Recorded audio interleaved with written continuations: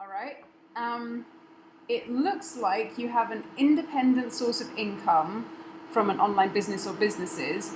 What would someone who is interested in doing what you have done, who does not have an online business or the skills to develop one, or an independent source of income, such as from a retirement plan, do there in your community or in Vilcabamba to earn an income?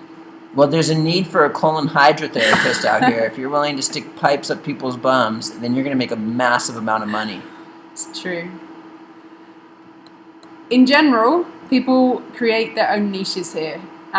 Whether that means that they come and open a little juice place, or they become the local massage person, or whatever it is that they do, it's definitely still like a growing community, and there's a lot of opportunities for niches to be created. A lot of people create little kind of home mum and pop food items and sell those in the different places around town.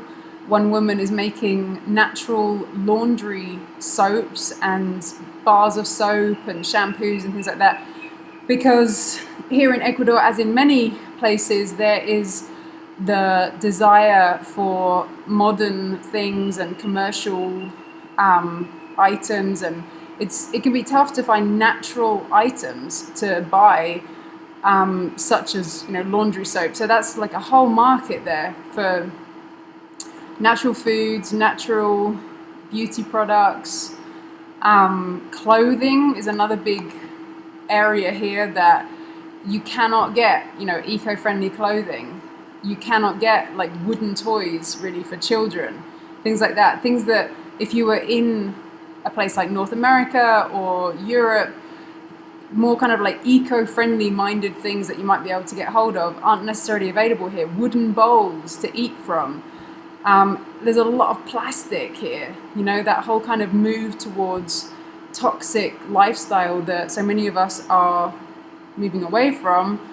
In these kind of developing countries, of course, there's the interest to move towards that as some kind of idealized notion of where people might want to be going. So yeah, all of those kind of things, eco-friendly, organic-based things, is a huge niche to still be filled here. Okay, it occurred to me that producing and then marketing seeds produced from plants might be a possible income producer, or at least a paying hobby. Your thoughts? Yes, for sure. There's another whole niche here, because most of the seeds that you can buy here are really strange looking. They are covered in these like brightly colored chemical concoctions that we don't even know what they are.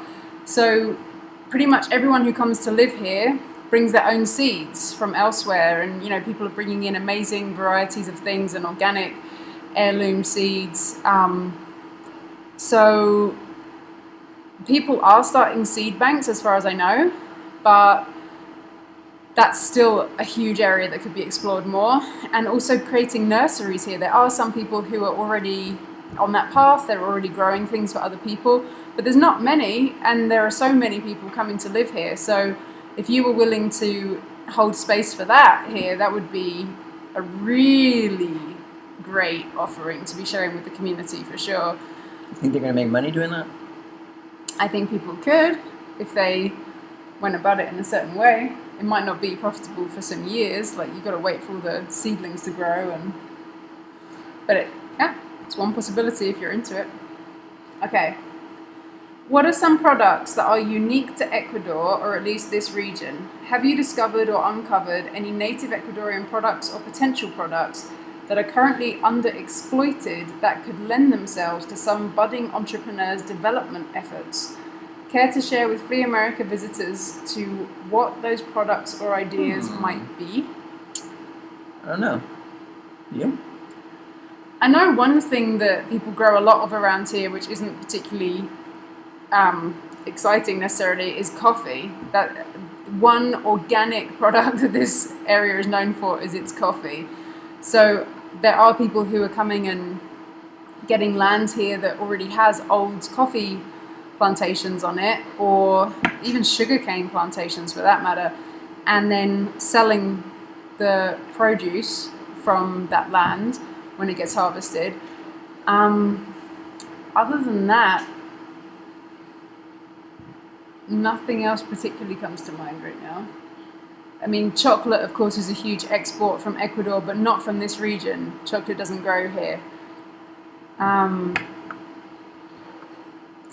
Cool. Yeah. All right. Next, non-Ecuadorians like yourselves who move to and invest in foreign countries may have in the back of their minds, what happens if I put all this time and money into a home and property in a foreign country and the government, for one reason or another, decides to take it away from me? Ecuador's President Rafael Correa has threatened to expropriate oil company assets unless they agree to production sharing and newly proposed service arrangements, effectively taking their property. So the idea doesn't seem that far-fetched. Does the thought ever cross your mind? What do you think the likelihood of government property expropriation happening to you or others might be? They're going to come and steal our land, Mr. Monarch. I don't deal with fear-based stuff like that. Okay, thank you. And Baba! what? Before we came here, we spoke to people who had already researched being here very thoroughly about land rights and titles and yada yada yada, and everything seems very clear in terms of those things. And yeah, we don't put energy towards any of that kind of stuff because to us it's of no interest. We're here, we love it, we feel very safe. And in paradise. And maybe we'll see some of you here someday. Yeah. When you flee America. Thanks for having us on.